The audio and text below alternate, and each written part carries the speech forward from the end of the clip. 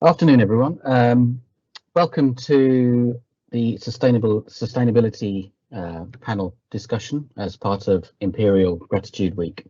My name is Anu Mitra. I'm a consultant in emergency medicine at Charing Cross and Mary's, and I'll be the chair for the next hour or so. This is going to be a panel discussion with involving three panel members, three colleagues in the trust who are doing great things in terms of sustainability. It's Gareth Thompson, an ambulatory care doctor at Mary's, Marcel Tauber-Gilmore, the trust-wide lead nurse for clinical procurement, and Jasmine Winter-Beattie, a clinical research fellow and registrar in general surgery.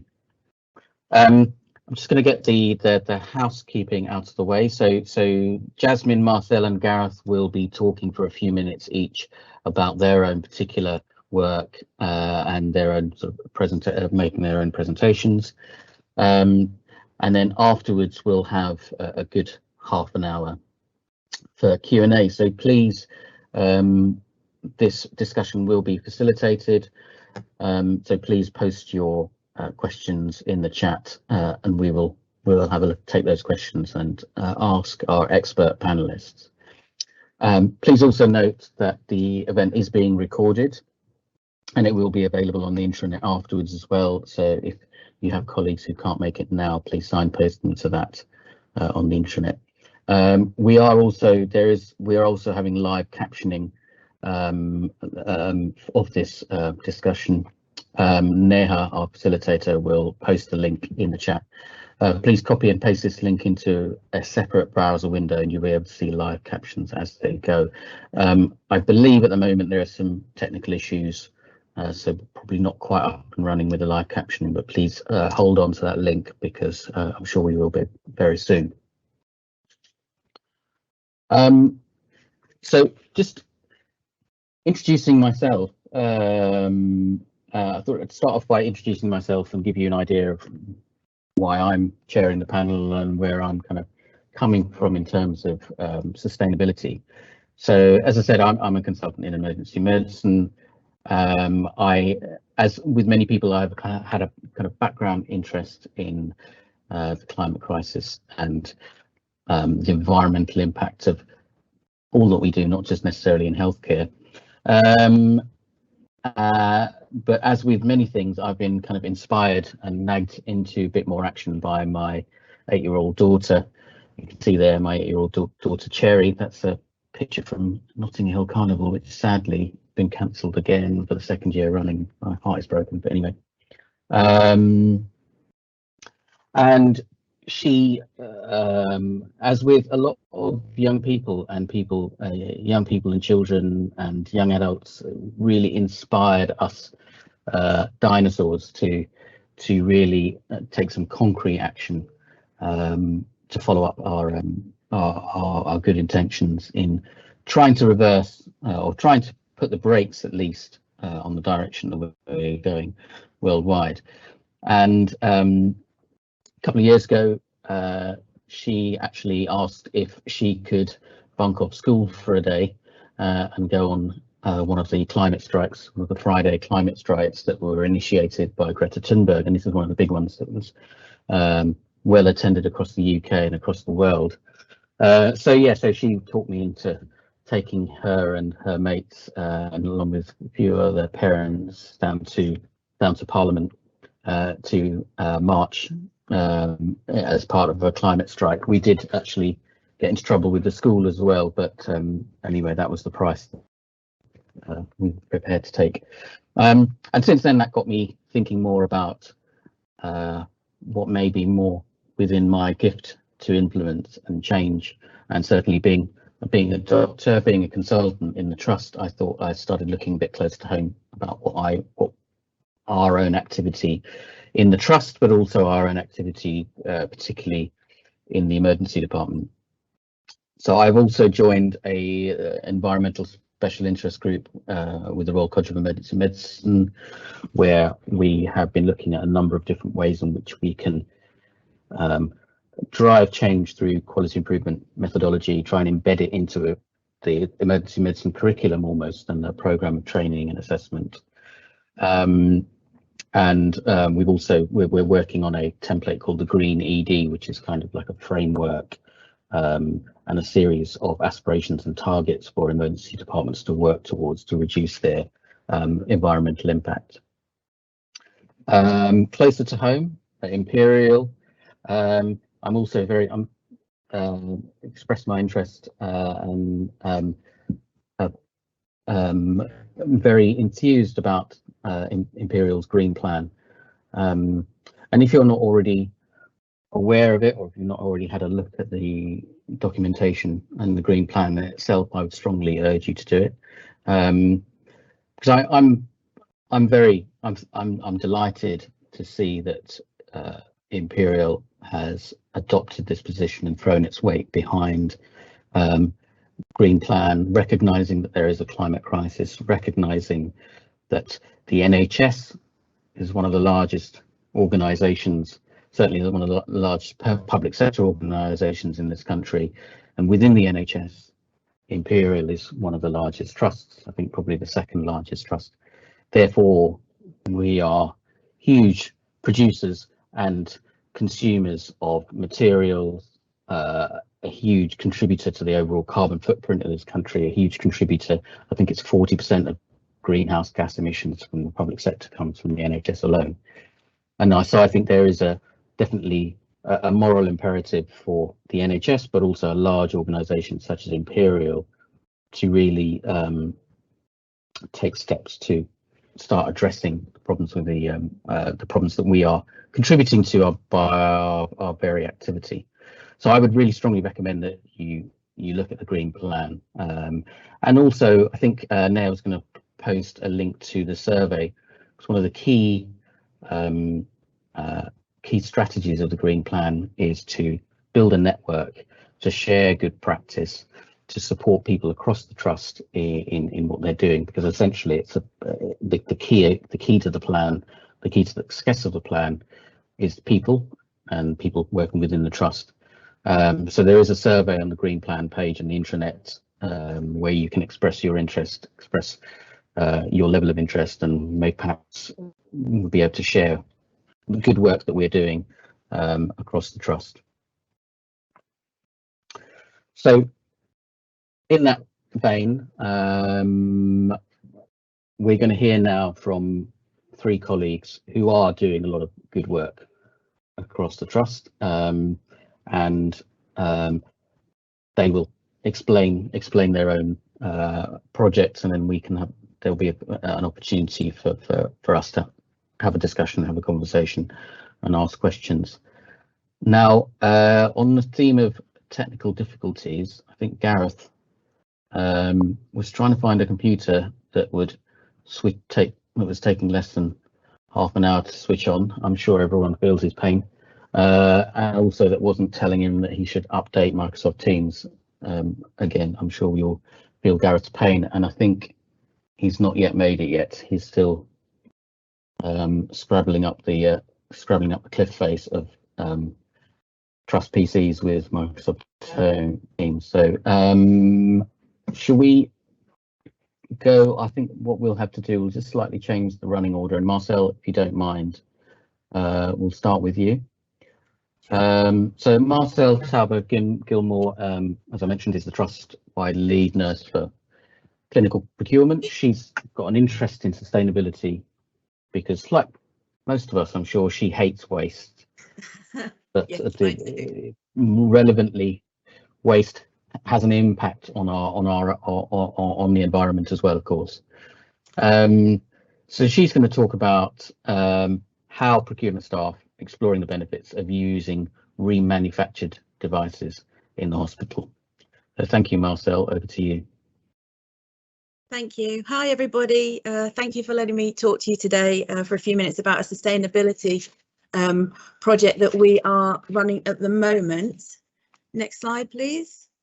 Before I get into that, I just want to, for those of you that aren't really aware of what clinical procurement is, I just wanted to give you a little bit of flavour of what I do for the Trust. In short, in very narrow terms. I kind of help procurement staff understand clinical needs, and I try and help clinicians understand and navigate procurement territory whilst also managing standardizations, product rationalizations, product evaluations across the trust. From a wider procurement perspective, I want you all to know that we are your friends.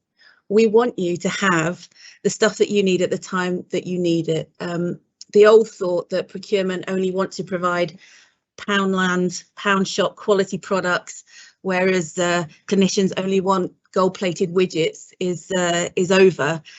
There is mutual ground between us, and it's particularly important when aiming to be sustainable in healthcare that we embrace each other's expertise in order to focus on what we buy, how we use it, the total product life cycle, and how we dispose.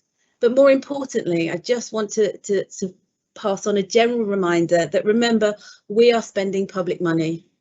We're spending public money that's collected by the government, generally generated through taxation.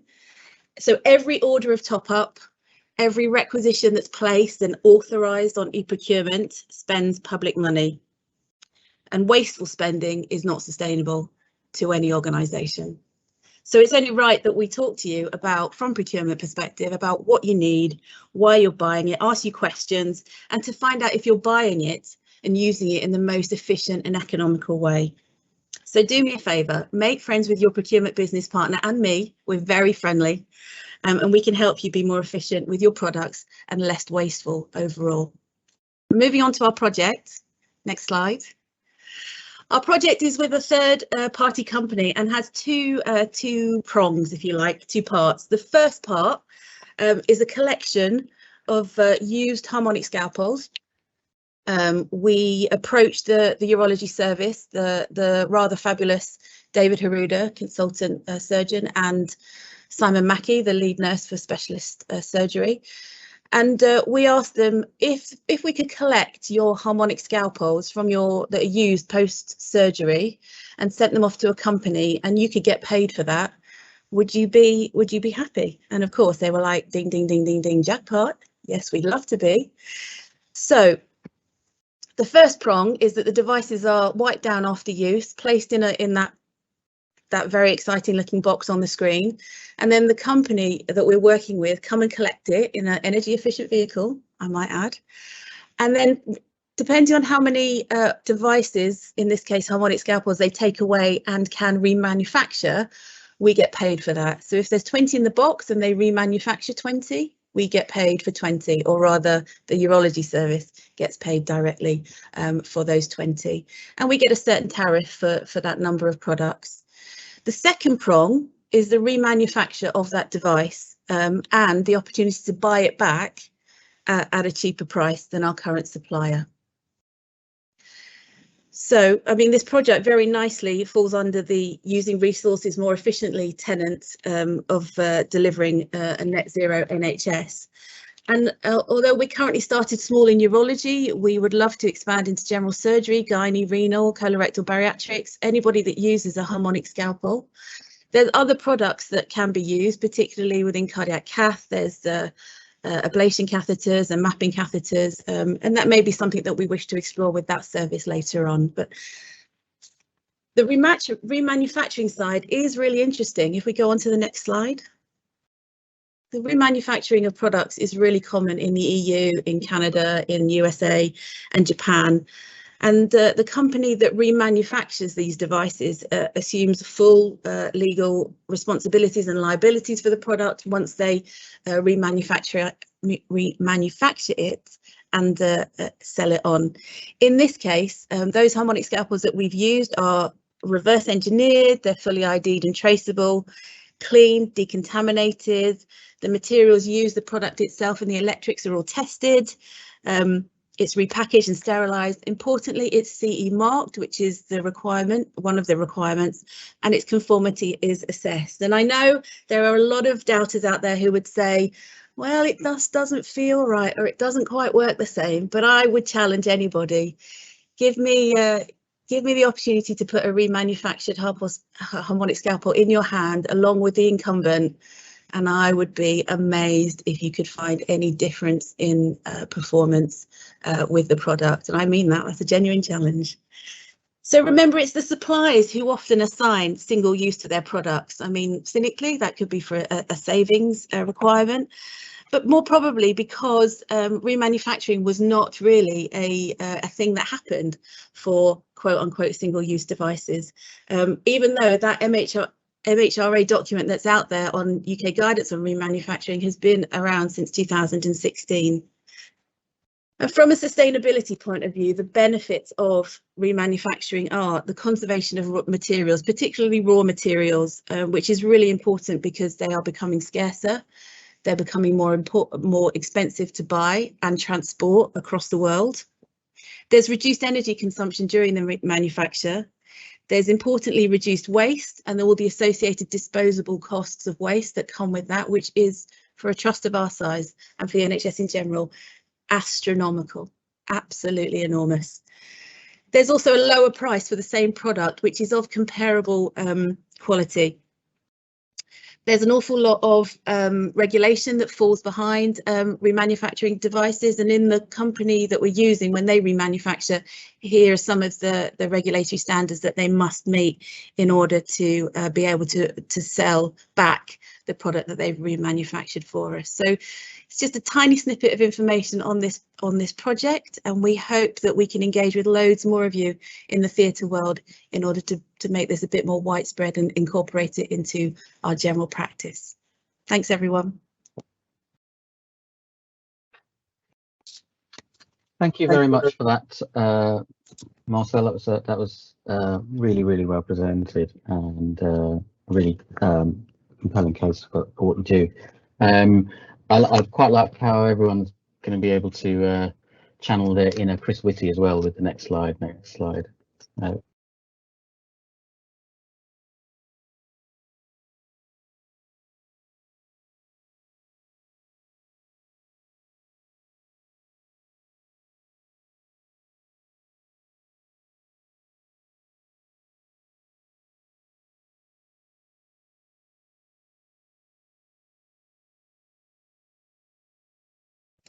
I think we have lost Anu, possibly. And that was my first slide. Hello. That's a technical issue.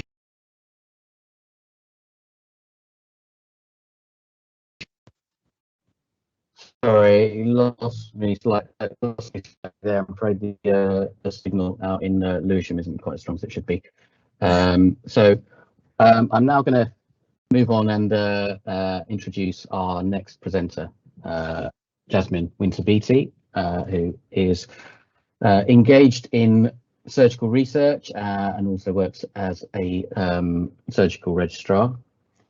She is a regional trainee for North West London Deanery, and she is currently engaged in a PhD, but also she is also leading the Imperial team in the Green Surgery Challenge, which is working together with the Centre for Sustainable Health based out of Oxford and the Royal College of Surgeons. So Jasmine is going to talk to you for the next few minutes about the sustainability benefits of reusable gowns in theatre. Thank you very much, Jasmine. Hi, thank you very much for having me. It's an honour to be here and to talk on this great panel. I'm sorry that my first slide is looking a little bit jumbled. It seems like they didn't like my colour scheme. The title was Sustainability in Surgery. So I've just moved to the next slide, please.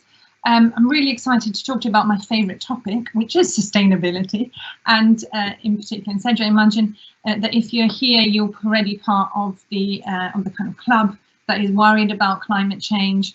But I still wanted to remind everyone who is here that if you are not worried about the climate catastrophe, you should be. And if you're all healthcare workers like myself, and you've dedicated your whole life to helping your fellow humans, then you should, sorry, slide, before. Well, I just wanted to show you how this is a vicious cycle that we're entering. And as you've heard, the NHS is contributed 5% of the whole of the UK's carbon footprint nationally, which is the same to the whole country of Croatia.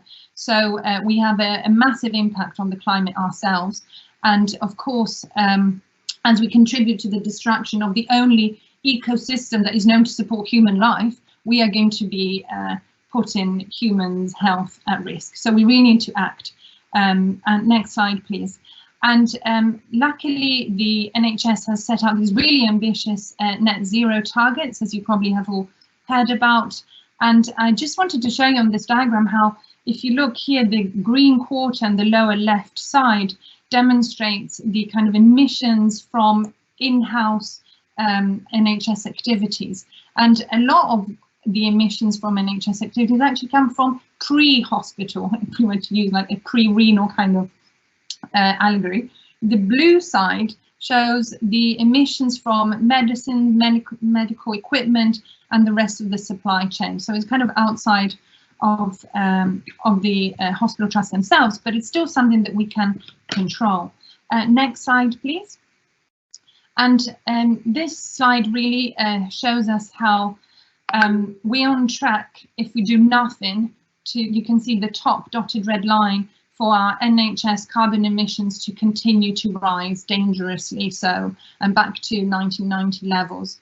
However, you can see all the different areas that we could tackle to reach that net zero, which is that big slope right at the bottom. So there's a lot that we can achieve, but it requires every single member of the team and every single area of the NHS to come together to tackle this. Next slide, please. In surgery, we actually have a massive carbon footprint. Our department is 3 to 6 times more energy intense than any single other area of the hospital. So surgery is particularly relevant if we want to decrease the carbon footprint. Next slide, please. Oh, so we introduced 2 interventions, and the reason I've called it Back to a Greener Future is because actually the 2 interventions that we chose have been around for hundreds of years. And next slide, please. So one of the things that got us, gave us a kickstart was entering and being selected to participate in this National Green Surgery Challenge, which is being run by the Centre for Sustainable Healthcare.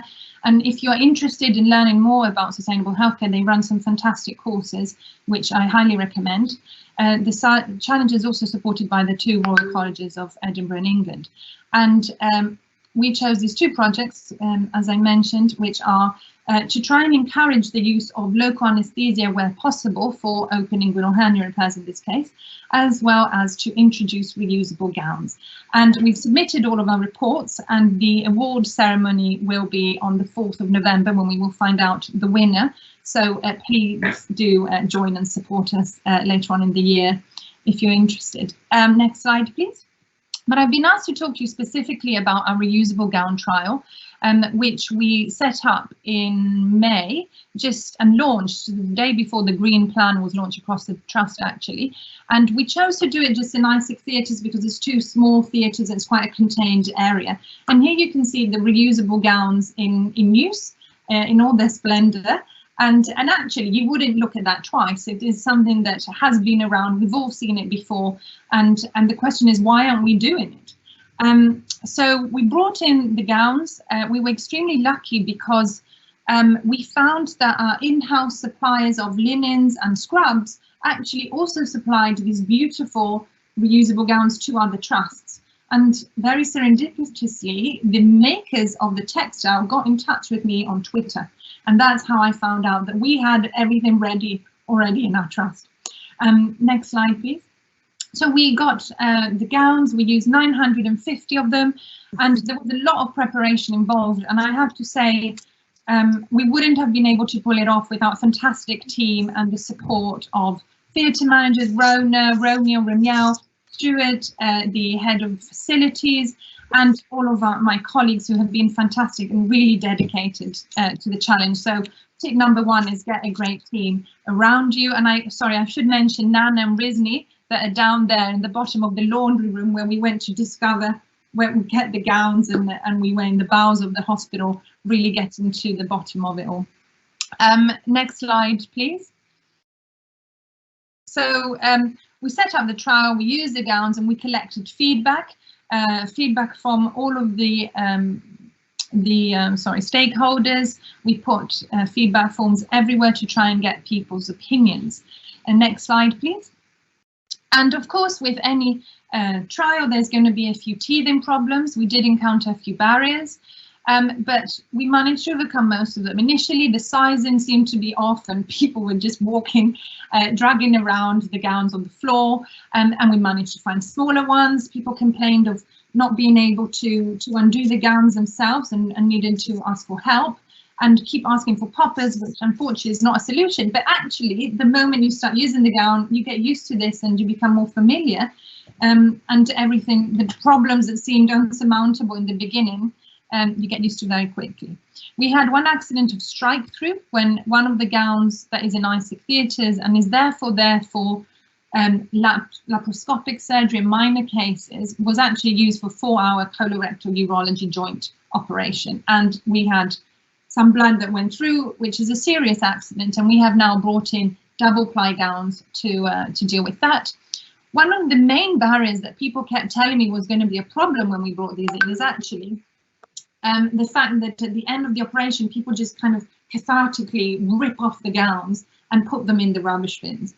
And so we were able to preempt this problem before we launched the trial, and we made these posters that we positioned strategically above the scrub sinks and above the bins to remind people not to throw them away, but also saying each one of these gowns will actually cost the trust 11 or 18 pounds for the reinforced gowns. So that's quite a good motivator for people to remember not to put them in, and only one person put it in the wrong bin and the nurses immediately rescued it. And so we haven't lost a single gown in 10 weeks, which we were surprised and very happy about. So next slide, please. And so the gowns have been in use and it's been really successful so far. And we've had lots of benefits, starting from environmental benefits. I'll just show you the reports, the actual results, but I'd ask that no one take any pictures, please, because we're not allowed to broadcast this until the end of the competition. Next slide, please. So the environmental benefits were pretty staggering, actually. Over the 10-week period, we've saved 1,000 kilos of carbon emission equivalents. And we looked at the data from 2019, which is the most recent kind of pre-pandemic normal year. And we discovered that this trust uses 217,000 gowns per year, which is massive. And we spend 300,000 K on that. So we calculated that if we introduced our reusable gowns across the trust, we would save 234,000 kilos of CO2 equivalent, which is the equivalent of driving around the whole circumference of the planet in a diesel car 23.6 times. So it's huge. And that's only one trust. Imagine if every trust in the UK did something equivalent to that. We could really be like putting a dent in our carbon footprint as a whole. And next slide, please.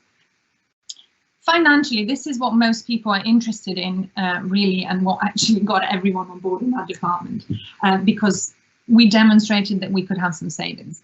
I'm really sorry that the slides are not showing up properly.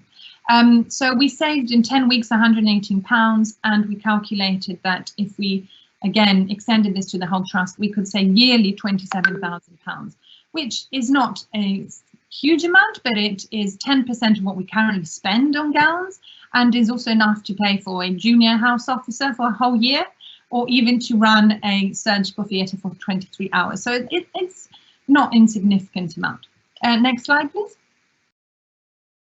And social benefits, well, all of the staff were extremely happy to try the gowns when we brought them in initially and showed them the samples. 96% were happy to try. And unfortunately, you can't see the result at the end of the study when we surveyed everybody. And again, 91% were very happy with their experience and with the material, the quality of the gowns, and we're happy to continue using them again. Next slide, please. So luckily, we've had a huge success with this, which won't always happen, I guess, with any trial, but as we extend to the rest of the trust, we will see if that continues to be so smooth, and we hope so. Luckily, in a very positive note, the radiology department have chosen to also roll out a trial across their departments, and we're also in discussion to finalise a kind of long-term permanent contract in ISIC and then extend to the main theatres at Mary's and then hopefully the rest of the trust. And we are looking for supporters in other areas of the trust if you are interested. We are also looking at other projects. We are putting together an anaesthetic gas task force, which will be with the help of Darshan. And one of the things we also did at the last induction is we asked our junior staff and the new members of the surgical team if they were interested in conducting any green audits or QI projects, and we've actually got 3 on the go.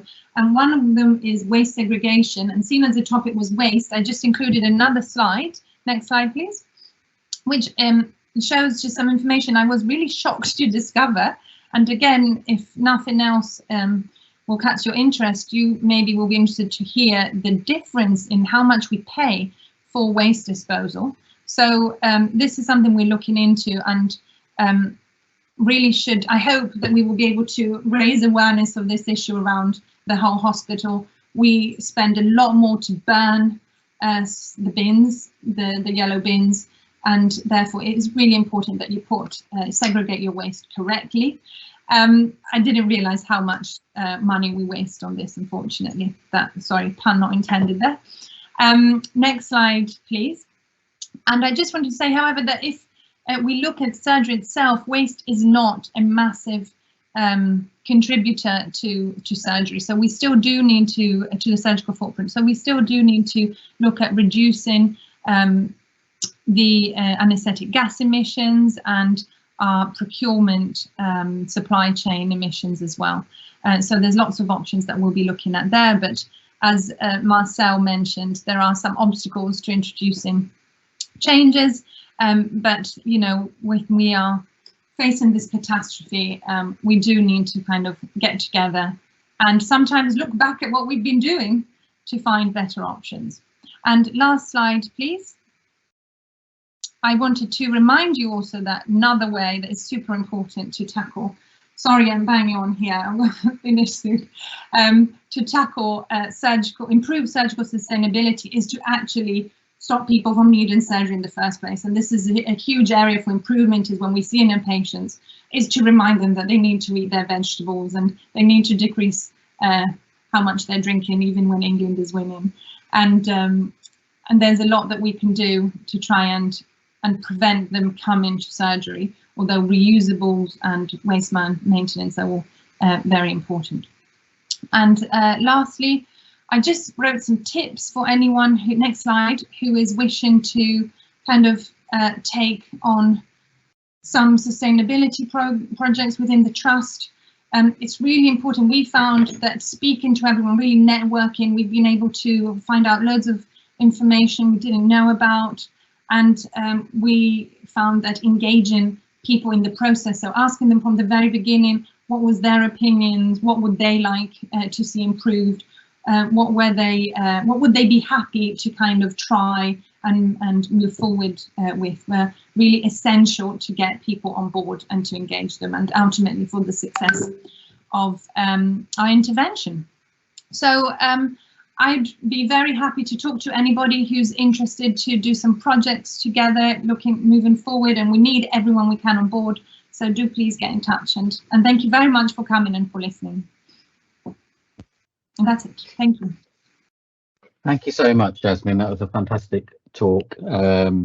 Really, lots of really good ideas and work that you're getting involved in. I think your comment about your slide about waste, I think also will really resonate with many. But I also like how you've sort of gamified your approach to change management. I think I think I'm a big fan of gamifying education, quality improvement, because I think within sustainability being a good example, I think you can sometimes just err into the sort of wander into being a little bit preachy and say, oh, you must be doing this, you must be doing better, etc. I think I really like the way that you've got people along, generating the enthusiasm, got people along for the ride, without necessarily kind of wagging your finger at them and saying you're not doing well enough. So really well done. So thank you, Jasmine. So unfortunately, Gareth has not managed to scale the twin peaks of Trust PCs and Microsoft Teams, and he's disappeared down a ravine somewhere. So Darshan, thankfully, is going to step in. So Darshan is and it works in the improvement team, the improvement fellow. I think seconded from the Health Foundation. Is that right? And I know Darshan through our mutual work in quality improvement. But Darshan also is one of the co-authors with Gareth of the Green Plan, so he is very, very well positioned to pick up on Gareth's slides and take it from there. So without further ado, Darshan, I will let you take the reins. Lovely, thank you very much. Yeah, as Anu said, I'm stepping in for Gareth, so I'm going to be doing this having not really seen the slides, but I feel confident about it. It should be absolutely fine. So just to start and kind of build on what the other two fab speakers were talking about, the kind of title of this session is about trash to cash, and a lot of it is about circular economy and sort of like reconfiguring how we think about what we do in healthcare. And there's a lovely diagram here which kind of like outlines the kind of linear economy that we have become used to, which is we take raw materials, we produce something, we use them and we throw them away. And then you can see this kind of shifting towards what a circular economy looks like, which is about recycling, reusing, thinking about the actual downstream manufacturing and thinking about whether you need to use new materials. So actually it's all about how can we take what we're doing and kind of add longer life to that and make sure that we're not simply disposing of these very precious resources that our planet provides for us. And the other two speakers are fantastic examples of how we can move towards circular economy, essentially ensuring that all of our resources last a lot longer and we shift away from that kind of mindset of single-use dispose. So that just gives a little bit of context to all of the three examples that we're talking about, and that kind of connecting a green thread, as Gareth is always very, very keen on talking about. So he'll be delighted that I mentioned that today. Next slide. So how can this sort of circular economy help us protect the environment and improve care? Well, there are lots and lots of environmental challenges and problems that we are all having to face. Jasmine covered a lot of them really well and really spoke passionately about the urgency around needing to act, and we need to do things now.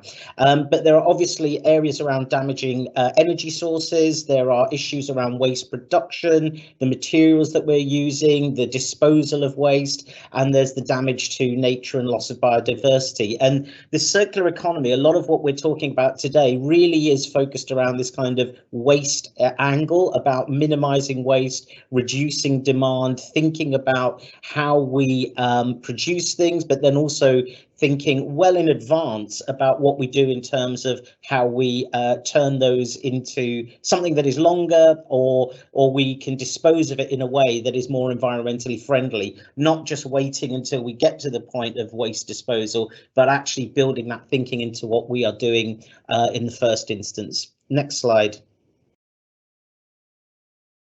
So as we alluded to, we've launched our Green Plan, and there are 12 goals in our Green Plan, and you can find out a lot more about this on the intranet.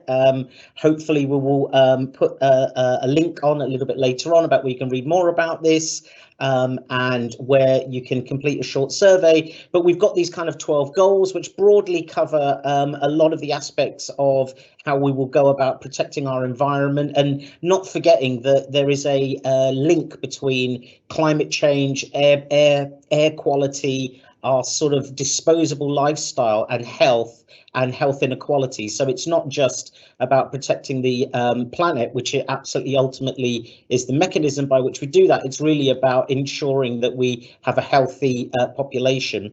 And some of these ideas around circular economy, they cover a lot of these goals. But one of the things that's really, really going to be important is about partnerships and collaborations. So how do we, as members of staff, how do we as different directorates, different organisations, different communities within the trust start working together with all of the kind of partners that can help us really push forward on that circular economy angle. So that will be with colleges, that may well be with other trusts across Northwest London or beyond, private companies, universities, you know, all of the people that are in this space around creating a circular economy.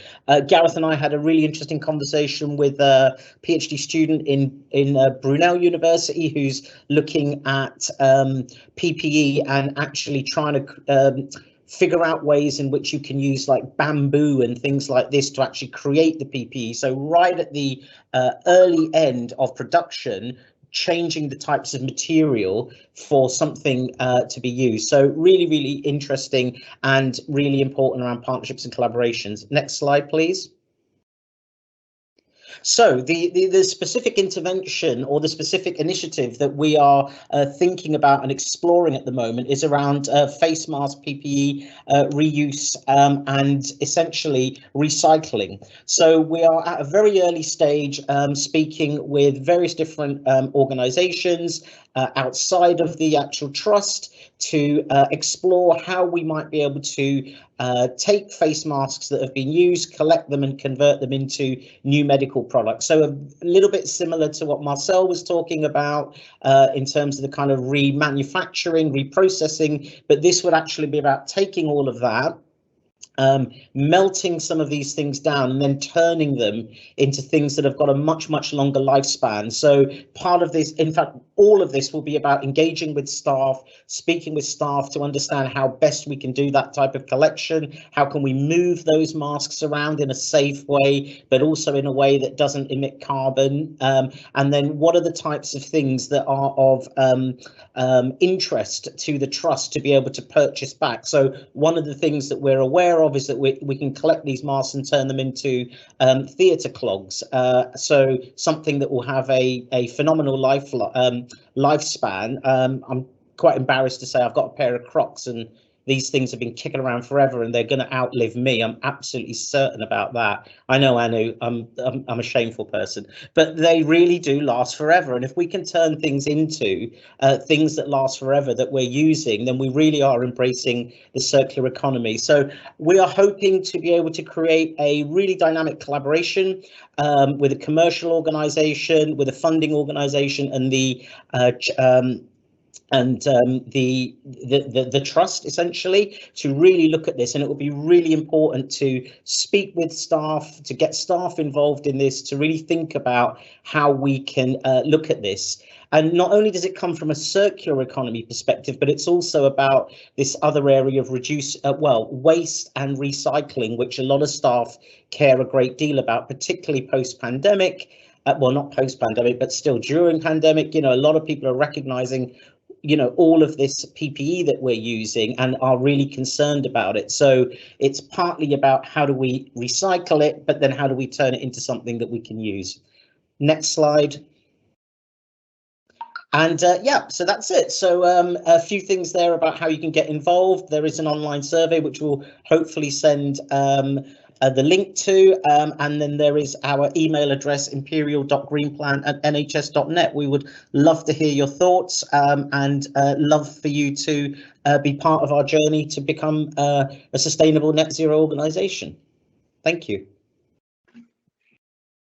Thank you very much, Darshan. That was terrific. I know it's really difficult presenting someone else's slides, so I think you did a great job there.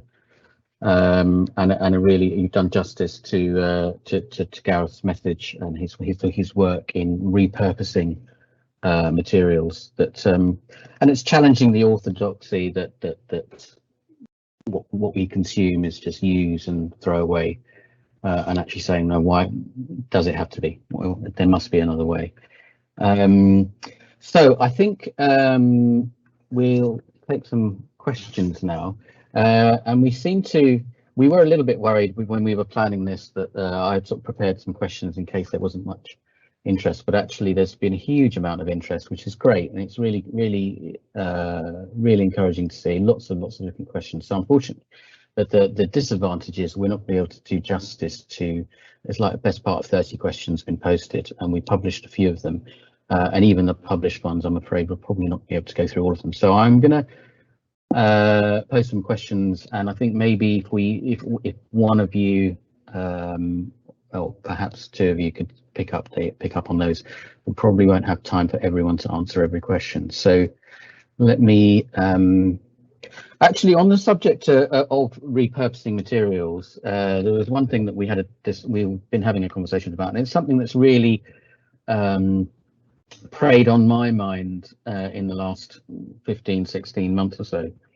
And the question that we were thinking about is, how can we ensure that we have a do no harm ethos in terms of patient safety? How can we stay true to that ethos whilst also preserving and investing in sustainability? And obviously the really relevant example of that is the PPE usage, PPE consumption during the COVID pandemic. And also I'd like to, as an emergency medicine doctor, I'd like to also just extend my special thanks to Marcel for your support with that. We wouldn't have got where we were without you, so thank you for that. But I did also think that the PPE that we have available, and also in terms of infection control, generally infection control principles, whilst they're absolutely essential and they save lives, and our adherence to infection prevention control in the last 15-16 months has undoubtedly saved lives, staff and patients. It's also kind of stands in, it's all not inimical, but it stands in contrast to the aims of sustainability and reuse and reducing consumption and recycling and repurposing. So what does the panel think about that? How can we kind of reconcile the two?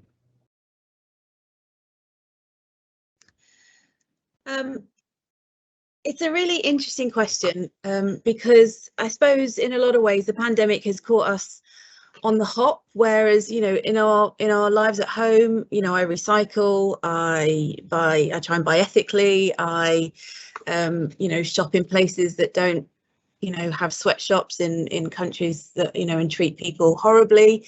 So it's already there, it's on my mind. In relation to the hospital and PPE, I suppose we kind of got caught on the hop a little bit because we needed all these products urgently in order to try and protect people, which meant there was a boom in production and manufacture, and then there was an awful lot of travelling of those products across the world, and all stopping in the Suez Canal, as it so happened, that meant we were struggling to get hold of these things. And I think there's always been a little bit of a slump, so we say, in UK manufacture of products. Traditionally, other countries can manufacture and distribute and travel products around the world a little bit cheaper because of the volume of people they've got to work. But I think it's caught us on the hop. But from a PPE perspective, we are at the moment using UK manufacturers for the FFP3 mask that we're using, so that does help with a little bit of carbon emissions and a little bit of the travel of products. I think I'm optimistic that this will encourage other UK manufacturers to start thinking about producing and making those products either recyclable or sustainable in some way, in that they can be collected and then turned into something else. I think this will be an enormous boom from a supplier point of view now, which we can only benefit from. And Thank you, Marcel. picking up on that, if you don't mind. I think that one of the things is that when we think about patient safety and we think about infection prevention control, we tend to talk about that, you know, historically in an element of isolation, and things like, you know, improvement and particularly quality improvement. You start thinking about different domains of quality. And I think now that sustainability is gaining much more traction and momentum, it is going to have to force some of these conversations where we actually start thinking about the trade-offs and actually saying, well, you know, actually, here's infection prevention control, which up until now we've really spoken about in isolation because that is just how it's developed. And now we're talking about sustainability. So I think to your question, Anu, that it's a fantastic time to begin these types of conversations simply because the agenda has been elevated in terms of priority, and it now occupies a similar level as some of the other kind of priorities that health services across the world need to deal with. And we will start with some of these conversations, and some will be tricky and some will be hard, but it's really important to get the balance right. And that's a really good point about sustainability being an actual metric and a measure of quality. And we talk about patient safety, efficiency, patient experience, etc. But actually, the Centre for Sustainable Healthcare has advanced the view that when we're doing quality improvement, we should also include a sustainability metric. So what is the impact on the environment or our carbon footprint or our plastic use of the interventions that we're making? And certainly in emergency medicine training, we are pushing for that to be adopted in the quality improvement projects that our trainees are doing. So yeah. Is there any help or so there's a couple of specific ones here. So is there any advice to help departments go paper free? Does anyone know? Should we are we not already? Clearly not. Yeah, I mean, in the ED, we're still paper light. We're almost paper free, but we're not quite there yet. From a product perspective, if you are paper light or even paper heavy, and you want to talk about moving away, then feel free to contact us, and we'll see if we can point you in the right direction of things you should be using, and why things you're currently using are perhaps not cool. There was also a general question about how do we get involved and whom do we contact, and Nair has just posted the link on the intranet about expressing your interest in the green plan, and you can definitely and there are contacts there. And there was also the last slide of Gareth and Darshan's talk was the email address. Just going on to a general question, what would your message be to people who say that the NHS is under huge pressure, and so now is not the best time to be focusing on sustainability because we're dealing with the pandemic, we're putting out fires, we're trying to recover our elective work, etc., etc. We've got far more pressing things to deal with. So I'm going to post that one to Jasmine. Thank you. I would say that if we're under pressure now, wait and see what happens if we don't deal with the climate catastrophe. And you know, we're seeing it everywhere across the world. It's on our news every day, the fires, the floods. We see it every day outside a window. Unfortunately, it's happening. So preemptive, I think preventive medicine should be applied to climate change as well. And the NHS has never not been under pressure as far as I remember. So unfortunately, there's never a good time to start tackling the issue. Thank you, Jasmine. I think it's a so I'm quite interested in kind of behavioural science and nudge theory, and the climate crisis and acting on the climate crisis is a good example of something where you don't see that immediate benefit. The benefit is somewhere in there in the future, and so yes, you're absolutely right, and I think you Jasmine, you explained it eloquently, and I think there's responsibility on all of us to do that PR, if you like, to kind of selling the problem, explaining why actually this is what, yes, you can't see the immediate benefits, but this is what's going to happen if we don't start slamming on the brakes very soon. I agree with that, and I think it needs to be a question of, as everyone keeps saying, cultural change, and that needs to happen now so that we can achieve action, not just talking about it. We need to make sure everyone is on board, and everything we do, as you said, needs to be included, and procurement is going to be essential, I guess, as we have seen in my little pie chart there. It's a massive part of the NHS, and I think it's really important even having these events and broadcasting the work we're doing and starting conversations. It's incredible when we have been doing our project. Every person I spoke to has got something they're incredibly frustrated and would like to change. Everyone's got brilliant ideas, and it's a question of getting us all together so that we can overcome the task ahead. And just to add to Jasmine's incredibly eloquent narrative there, you know, when we did manage to get 2 questions in the last NHS staff survey, what we found was 73% of our staff at Imperial want the trust to focus on working in ways that protects the environment, even if it costs more in the short term. So there are 3/4 of us, of 14,000, that care about this, and you know, it's really about how do we co-produce, listen, support, share, learn, and galvanize and encourage one another to do these things in ways, because the intrinsic motivation is there, and we need to start introducing greenhouse gas emissions or carbon as a new currency. So whenever we talk about anything in a business case, we always ask about the finance, we ask about the workforce impact, we ask about inclusion and diversity and a few other kind of key criteria. But we need to also be asking this so that we reintroduce this as a brand new currency. And it'd be like absolutely fantastic if when people are having conversations, somebody that you wouldn't expect turns around and says, yeah, but what's the environmental impact of that? We can't make a decision on where we go without thinking about that.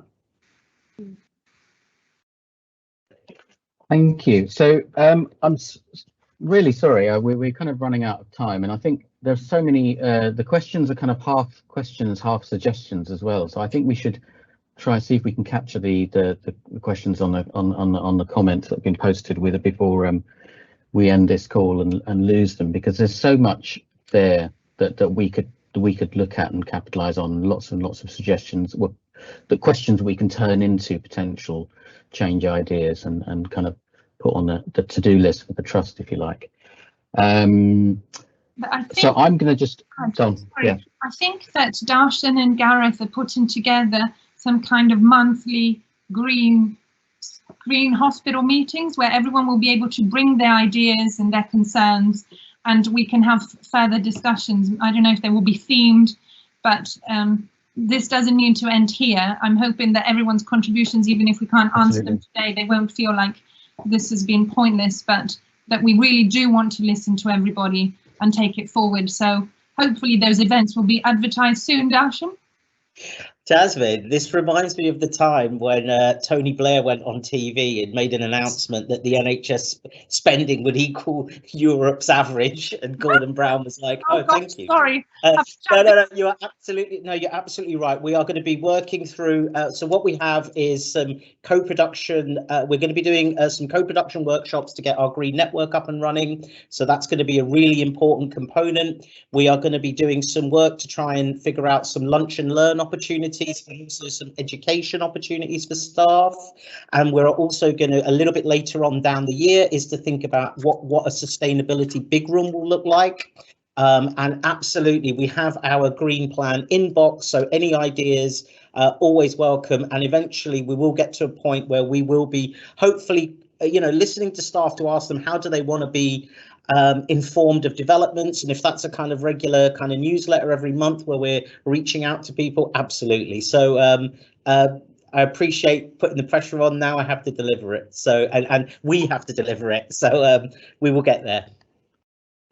Great, thanks a lot, guys. So I'm just gonna end with one last thing, because I was gonna talk about the green plan, but I think you guys have kind of explained it much more eloquently than I could have. And so I think I don't think we should. I strongly believe in kind of take-home messages and take-home points. So when you attend something like this panel discussion or any kind of lecture or conference, you know, you need to go away, or if we haven't persuaded you to go away to do something differently, then we've failed in our task. So the first one I would suggest is get in touch with the Green Network, contact the Trust about the Green Plan, put your ideas forward, and start that engagement process which the Green Plan has initiated. The second one, I am going to ask the panel, so closing question, what is one sort of little tangible change that you would recommend for your colleagues? So I think I strongly believe in sort of small changes that are achievable that you can do in your day-to-day life, and I think it's probably Greta Thunberg as well as also spread this message that we don't all have to be able to save the world instantly, but if we can all make very small incremental changes, then collectively that will have a huge impact. So Marcel, one small change that's achievable. Buy your department recycling bins. Yes. Well, yes, we need them everywhere. Yeah, we've done an audit on that. Absolutely. Yeah, there's a real dearth of recycling if you want bins. help, by the way. Yeah. Okay. Jasmine. So I would say two things. As an individual, my bugbear is those polystyrene cups in the coffee theatre rooms. Bring your own cup, put your name on it and leave it there. And every day you have your, I've got two, I've got my coffee cup and I've got my glass for the water. Otherwise I don't drink all day. And my second and possibly more important one is when you get off this webinar, speak to people around you about what you've heard here. Ask them, have a conversation about what you can do in your workplace to decrease the carbon footprint. Speak to everybody. And if you want to change something, speak to your bosses, you know, the managers, because they can procure different equipment for theatres, for example. We can find better options. So speak to people. That's my go away message. Thank you. And Darshan, sorry, we're overrunning, so Darshan. Easiest thing, turn off lights. Ask yourself if you really need to put the lights on when you walk in or if the natural light will work, and have a double think about whether you need the air conditioning on that particular day. Those are pretty straightforward. Great. Yeah, dads will really love that one. Yeah. Okay. So thank you very much. Thank you very much, everyone. You've really made some really valuable, insightful contributions and shared your work. And also thank you, everyone who's joined. I think we had 137 attendees at one point, and we had 48 questions. And sadly, we've not really been able to get through doing as much justice. But please go away from this, change what you do day to day, and sign up with us for the Trust Green Plan.